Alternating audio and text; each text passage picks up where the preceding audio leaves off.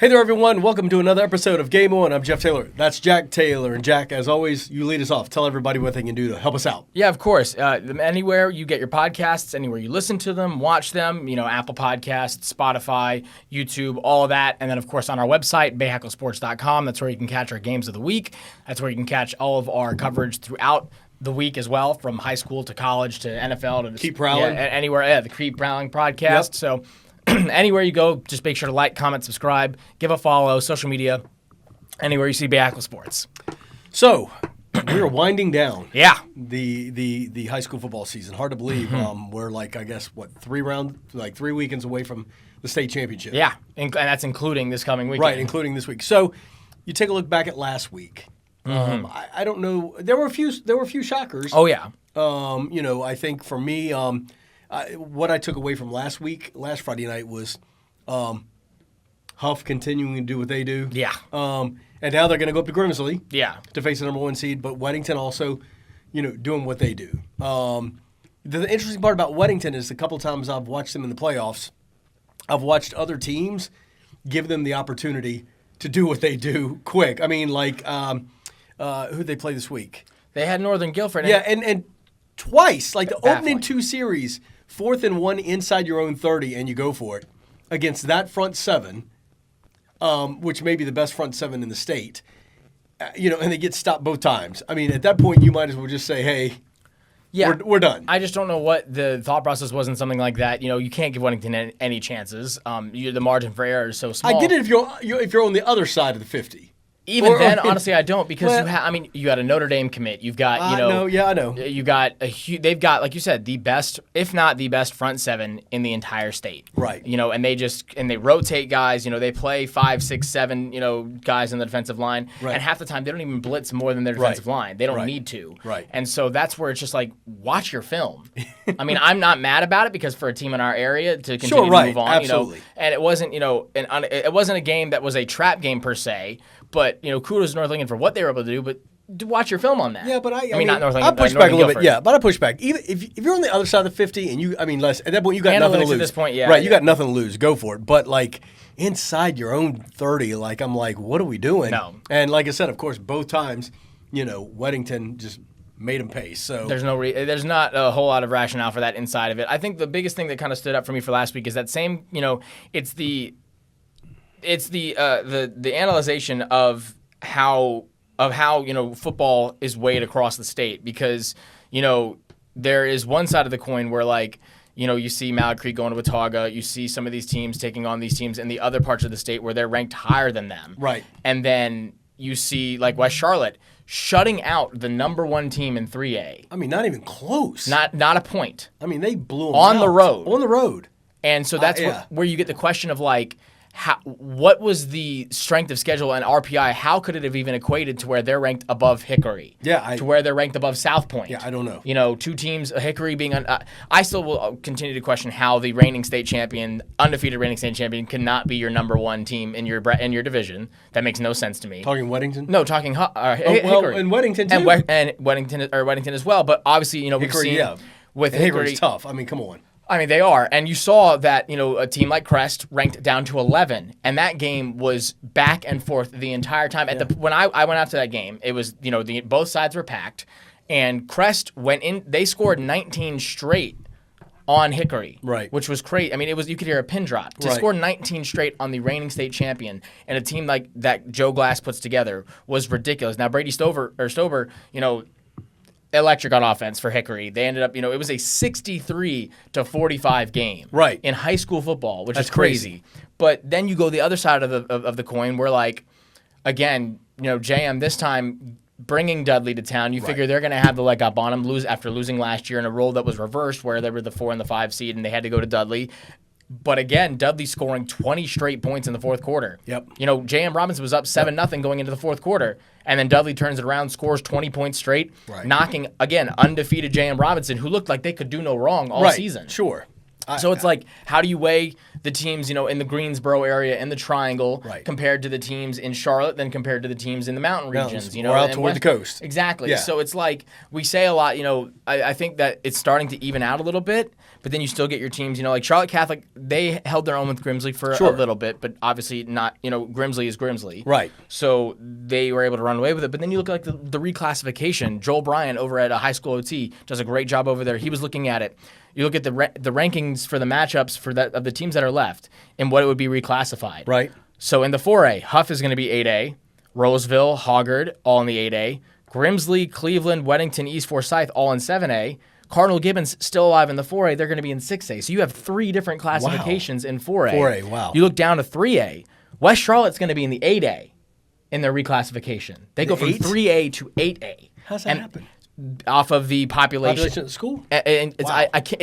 I want to say they did it off of, I have to do some research on this. I believe it was the average amount of students on free or reduced lunches. Okay. And that is however many you have Really? would make up Okay. your classification. Okay. I think it's something like that because the numbers are higher as you go up, so it might not be that. I cannot remember specifically. That's what I think it's what it used to be. Okay. I don't know how they're doing it now. You're seeing the numbers here, but so in 3A, West Charlotte 8A, playing against teams that are still in the bracket like 71st, J.H. Rose, Dudley, Jacksonville, all in 6A, Hickory in 5A, North Lincoln in 5A, and Havelock in 5A. Right. So you have an 8A team going up against 6 and 5A teams next year. In 2A, same thing. You've got Monroe and Forest Hills are 5As, Brevard, Shelby, Brevard's a 4A, and the rest are 3As. And then in the 1A, you've got 3A teams playing 2A teams, playing only one 1A. actual 1A team. Wow. And Wilson Pratt that just, bringing a football team into their area. And he even went even further and to go throughout the entire bracket.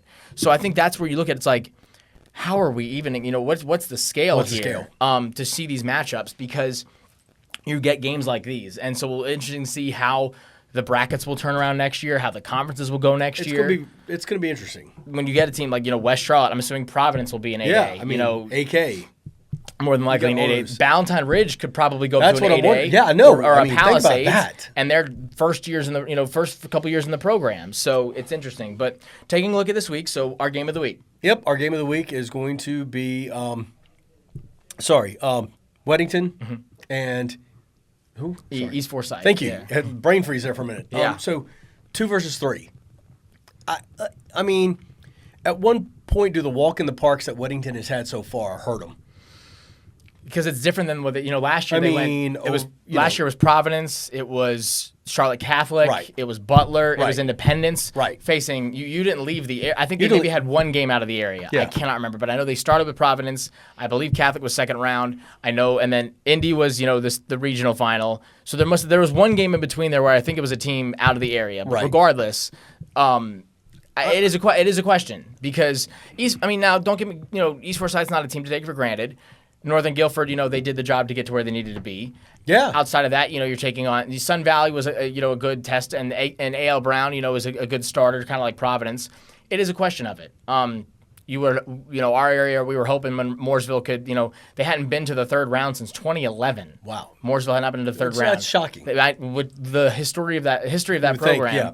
had not been out of the third round or into the third round since 2011, and then couldn't win to get into the third round, losing to East Forsyth. Right. So if you can take down Mooresville, they're not Weddington and Mooresville aren't in the same echelon of success. Right. But I mean, I just want to know, and I know, listen, Coach Quone's going to have his team ready. We know that. but it's hard not to get lulled.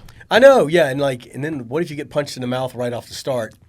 How do you recover? Because even if you look like a team like J.M. Robinson, they're taking on tough teams, in Kings Mountain. absolutely. Taking on, teams that in our area to start it off with, and then they get their first punch in the mouth in Dudley, in a Right. team, only seated one behind them. Right. And I think that's what was interesting about the RPI is that, there's such a big discrepancy. Like what are those teams in the 4 and 5? Are they even closer than you think they are? Right. Sometimes it's a higher record for the team that's below them. But it's interesting how that side of the bracket worked out with the 1, the 2, the 3. Yeah, And the 4? and the I think Was Huff the 4? 5. Watauga was the 4. Oh, Watauga was the 4, okay. 4 for some reason. But still, you get into that kind of almost Chalk for that. Yeah, almost chalk. Well, especially when you look at that other side of the bracket for and on the western side of the bracket for some of the other classes when we go through it in terms of because you only have 2 1 seeds left in all 4 in all 4 brackets. So and I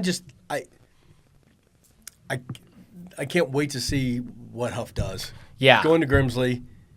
Coach Baker, so it's your same question here because Mallet Creek, Indy are not marshmallow teams at all. Right. But you've already seen you saw Mallard Creek once before. You hadn't seen Independence. I can't remember last time Huff and Independence played each other. Probably back in the days of Tom Knotts. That's what I'm thinking. Being over there. Way so back, Deshaun Baker might have been playing for Huff whenever DJ might have been playing. They might have been whenever the last time the two of them played. Right. So you didn't necessarily, and those aren't patty cake games, but it's not Grimsley. It's not the number one team. Huff hasn't had to play Weddington. Right.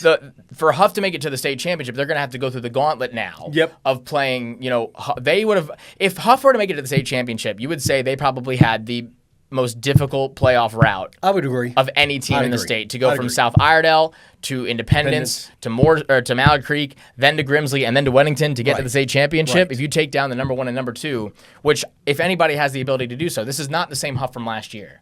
The Huff last year could, they had questions on offense. Trey Blakeney was young. He was inexperienced in the role.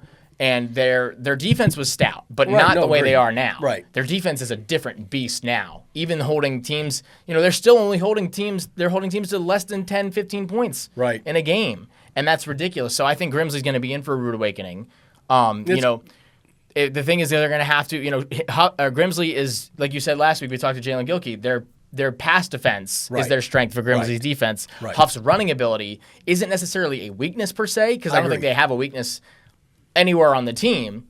But if there is one, if it becomes a shootout, we saw with Northwestern at the beginning of the season.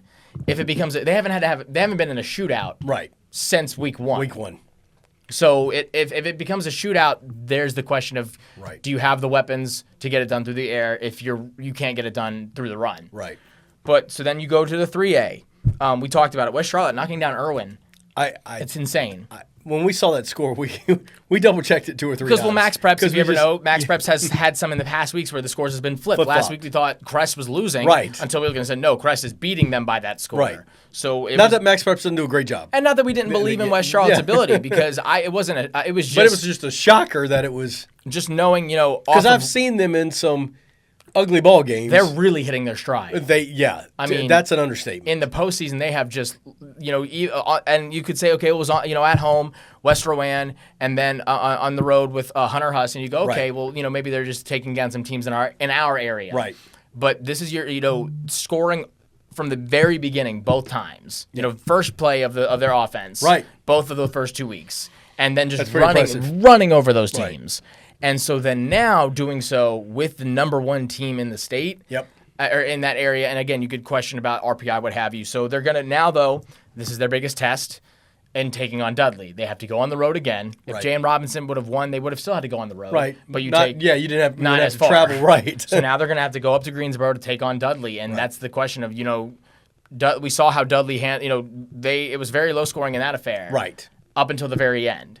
And so can West Charlotte do what they've done on offense, continue to run over people, and then, bring the regional and then be in the regional championship? A couple of times I saw West Charlotte this year. My only concern there is getting out of the gate quick.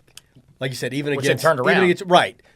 So if they can make sure they got that under control, that's a point too where you've got all the momentum in the world. You absolutely all the momentum. Now, of course, so does Dudley. Right. I know. Yeah, but to do that to the number one seed is huge, no matter what it is. It's huge, and I know that Coach Gardner will use that as much as he can. Because he knows that no one was counting him into that game. Right. I think there's obviously some pundits around, Charlotte's media especially, that were like, no, don't count him out. Right. But because, especially of his coaching history and how he's been able to go on these runs. I wouldn't say going from the 8th seed is a Cinderella run. No. And we know how close they were a play away last year from beating Crest.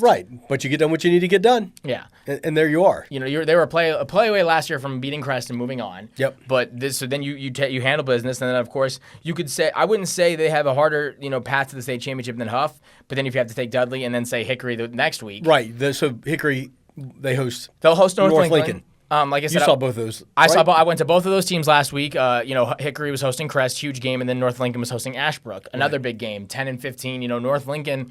There's a lot of double-digit teams moving late on, so North Lincoln, getting a big win as well. They getting to host, and then especially after they were so happy probably that Ashbrook was able to take down South Point, allowing for South Point or North Lincoln to get the host as a 10 seed. Right. And I've seen Ashbrook against multiple teams in the past few weeks in terms of the teams they've played, and I've seen them be really have a lot of firepower on offense. With South Point, they went in a shootout. And so they only and they held that Ashbrook offense to 10 points. Right. None in the first half, and then only 10 in the second half. It was a 20-10 game where Ashbrook or North Lincoln, because one team scored all in the literally first half, and then North Lincoln scored 20 points in the first Right. half. Ashbrook scored their 10 in the second half. Right. So you have a question of what happened in the second did half? Did you let your foot off the gas a Right. little bit? Maybe Right. conserve some energy, but because you're not going to get to do that against Hickory. No. But you've seen, a Hickory. Even if you hit them in the mouth early, that's what stood out to me. When I left Hickory, it was 19-14, Crest. Right. And that was at the end of the first quarter, and Hickory had just gotten a play off, and a kind of a weird busted play where it looked like, Stober was trying to go to a different receiver, ended up getting the receiver he wanted, taking it 80 yards down the field, scoring a touchdown. But at the point, it was 19-6. Right. Or 19-7. Yeah. Before that happens. So... But then even if you punch them in the mouth early, they could still come back and score 63 points on you. Right, which is the epitome of a good team. And going into that stadium is a tough thing to do, going into that area. Absolutely. So it's another conference matchup. They've played two straight, conference teams in the they played two straight. No, not Chris Crescent was in their conference, but now they're playing a conference matchup in North Lincoln. North Lincoln, they've been in conference matchups with Ashbrook, and then so that whole division's been playing each other. So that'll be a big game. And then, you go, Hickory's playing for a chance. They'll get to host with Irwin being done. Now the state championship in our area runs through Hickory. Right.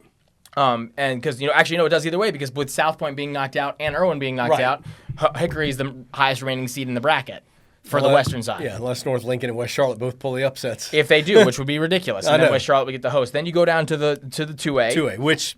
Again, even though we got the Weddington game against East Forsyth, this is your game of the week. This is the game of the week. This is like the game of the playoffs to a point. Yeah, I mean it really is, because this is your perennial state championship basically. I agree. When you have your two highest seeds remaining in this side of the bracket are going head to head. Right. So you've got Shelby and Monroe going head-to-head. Monroe is undefeated. They have ran over everybody they've played. Same kind of question of, how have they, they haven't had to, I guess they haven't been on their toes at all this season. Right. The Porter Ridge game might have been the best chance to see a back and forth with them. Right. That game not happening. What was the biggest game they would have had?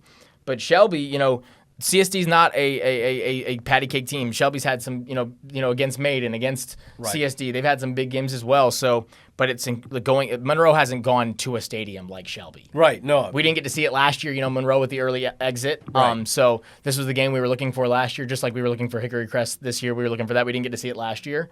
This past Friday night too, Monroe was just so dominant. Yeah, it was just clean football, both sides of the ball, just run and throw. I mean, balanced. The defense was just... You've got one of the best backfields in the state. I agree. I mean, Jordan Young is ridiculous, and he can attack. He's a Swiss Army knife on offense and defense. Right. He's linebacker, running back, wide receiver. He can do literally everything he wants to, and then that takes away the attention from the other weapons that they have. Well, he was more impressive to me on the defensive side of the ball. And that's where you imagine Clemson will probably utilize him. Right, that's right. And that's what... his speed, it was just, and his field vision was... crazy on the defensive side of the ball. And Shelby's, been in some dogfights. They're not undefeated. Right. We saw, Olympic held their own for a little bit against Shelby. You saw, I think their only two losses were, I believe, to Kings Mountain early on in the season. So, and then another team. Well, this is what a bring your lunch pail kind of game. It's going to be... You know what I'm saying? It's just kind of like... It may not be pretty. It's a war of philosophies, right? Right. Shelby's going to run it down your throat, but they've got some, some big profiles players on their team. And then you go, the other game. It's interesting. You get a 9 and a 13 seed this far on. East Rutherford obviously beating Reedsville a few weeks back. So then Brevard gets to host as the 9 seed. They take down East Rutherford. And then we talked about it.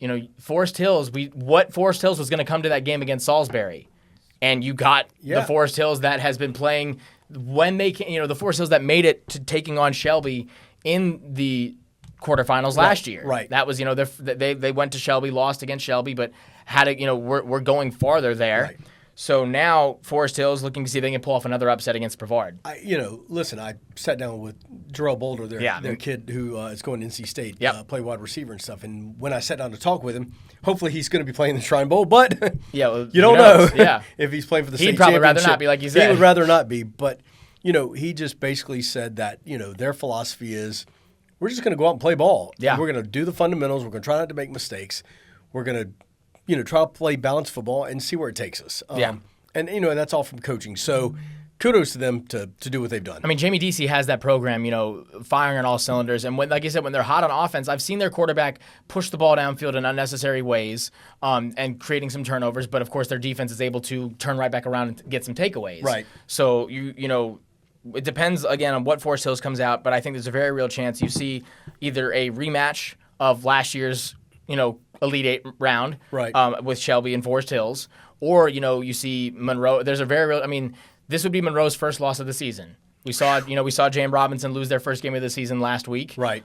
You have a couple other undefeated teams with Weddington, with Corvian still undefeated. Right. So there's some definitely it's not unforeseen. If Shelby could if anybody could take down Shelby in the bracket, if anybody could take down either one of these teams in Shelby and Monroe, right, it's Shelby and Monroe. Right.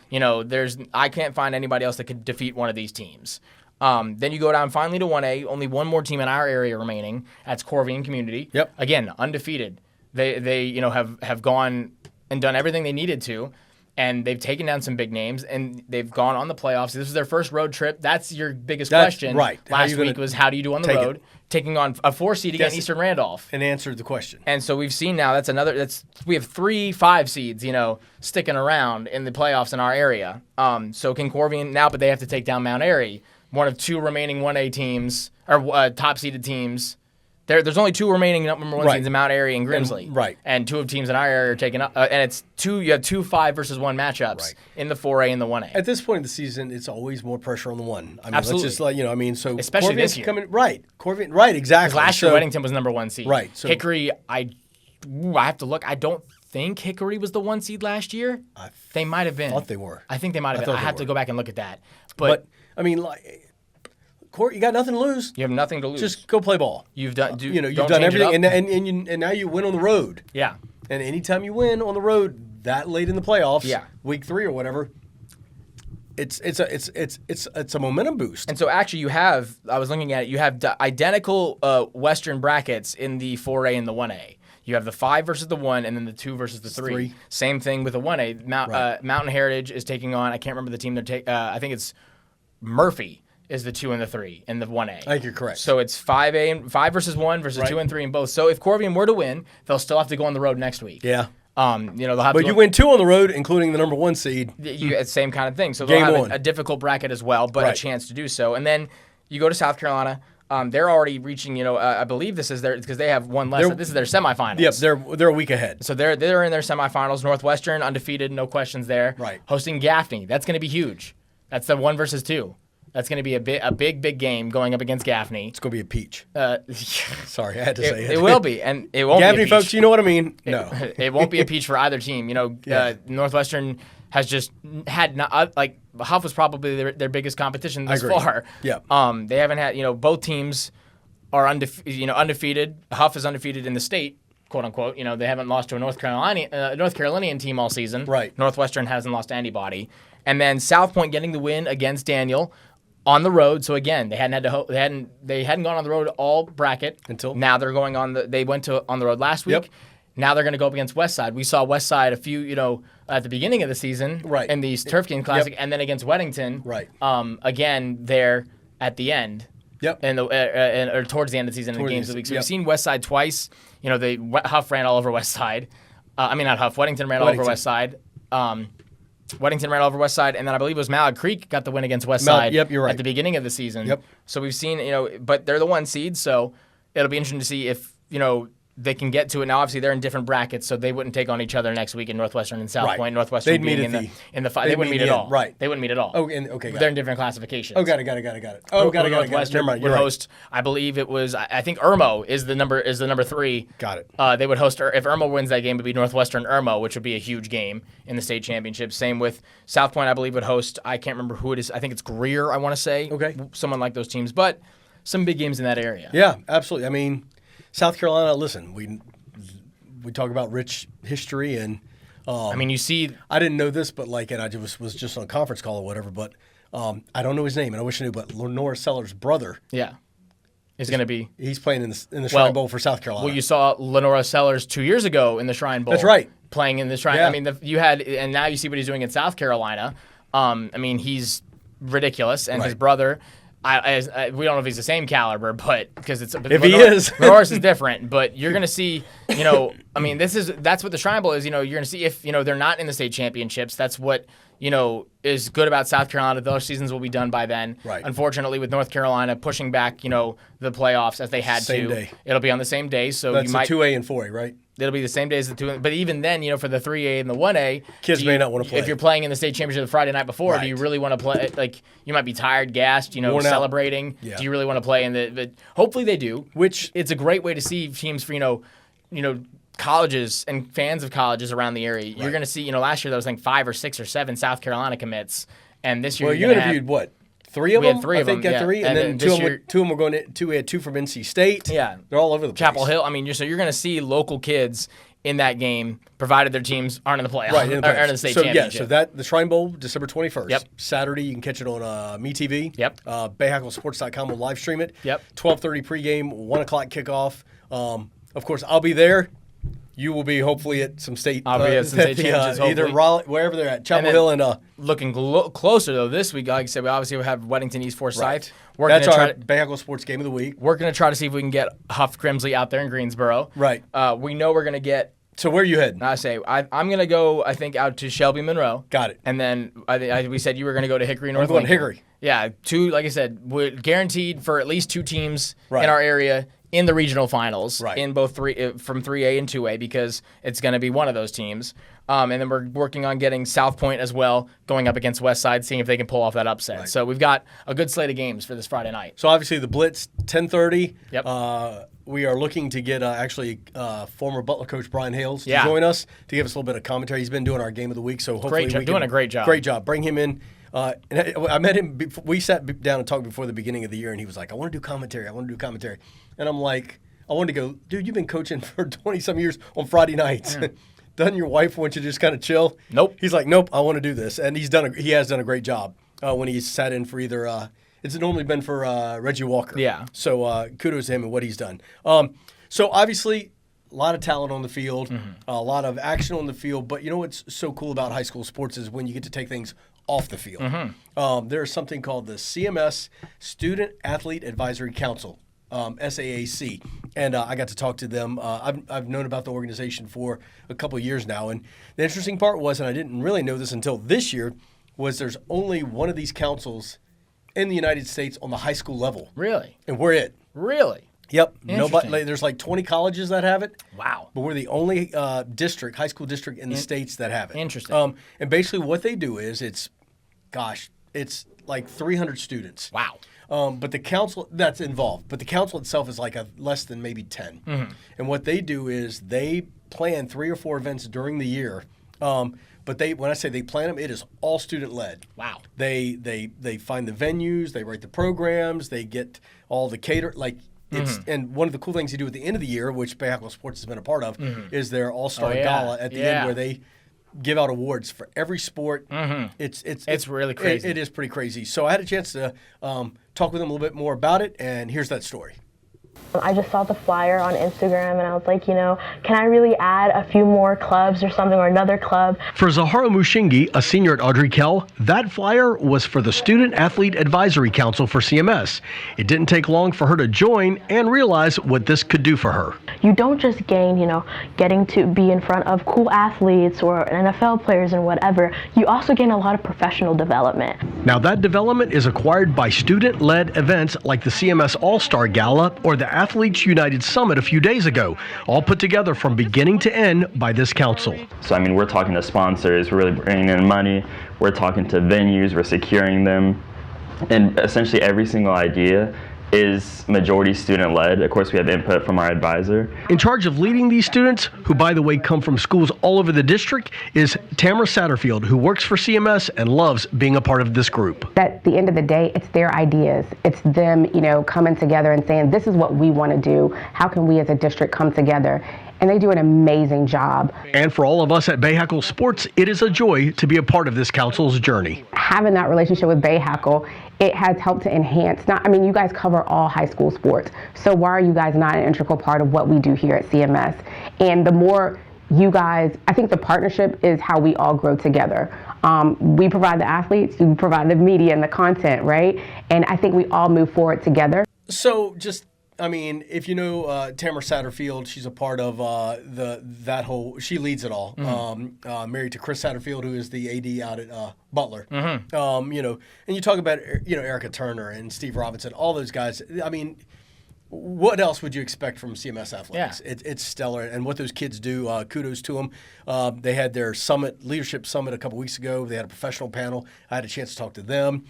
Kids just wanting to learn the business, learn about sports and all that. So it's really kind of cool. Absolutely. So, hey, that is it for this edition of Game On. Of course, as we said, tons of high school football. We're going to wrap up the quarterfinals, correct? And that's this coming Friday night, 10:30 on the Blitz on WCCB. The Shrine Bowl's coming up. But, of course, make sure you stick with Bayhackle Sports.